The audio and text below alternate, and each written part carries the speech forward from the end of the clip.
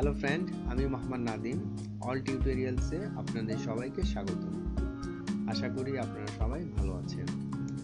আজকে আমি আপনাদেরকে দেখাবো কিভাবে একটি মেসেঞ্জারে একাধিক ফেসবুক অ্যাকাউন্ট লগ ইন করা যায়।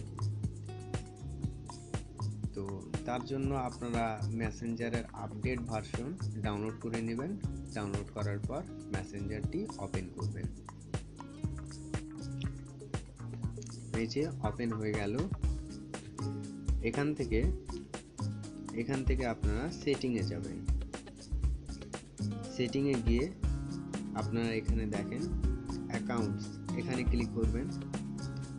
এখানে দেখেন যে আমার মোহাম্মদ নাদিম এই অ্যাকাউন্টে আমি লগ ইন অবস্থায় আছি। আর দ্বিতীয় অ্যাকাউন্টটি হচ্ছে যেখানে এটার নাম নাই, বা যেটা নাম আছে আপনারা বুঝতে পারবেন না।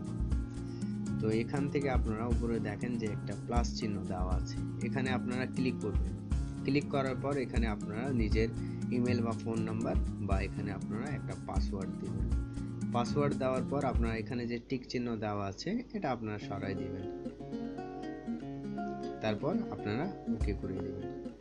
তো আমি আগে থেকে একটা অ্যাকাউন্ট এখানে করে রাখছি, তো এখানে আমার দুইটা অ্যাকাউন্ট অ্যাড হয়ে গেল। এখন যদি আমি চাচ্ছি যে দ্বিতীয় অ্যাকাউন্টে আমি লগ ইন করব, তাহলে এখানে শুধুমাত্র আমি ক্লিক করব কন্টিনিউ। Just wait.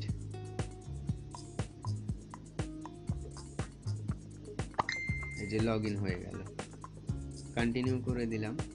এভাবে আপনারা মেসেঞ্জারে অনেকগুলো ফেসবুক অ্যাকাউন্ট অ্যাড করে নিতে পারবেন। তো আশা করি এই ভিডিওটি আপনাদের সবাইকে ভালো লাগবে।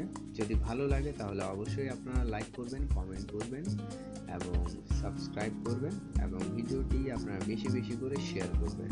এবং আরও এরকম ভিডিও টিউটোরিয়াল পেতে অবশ্যই অল টিউটোরিয়ালসে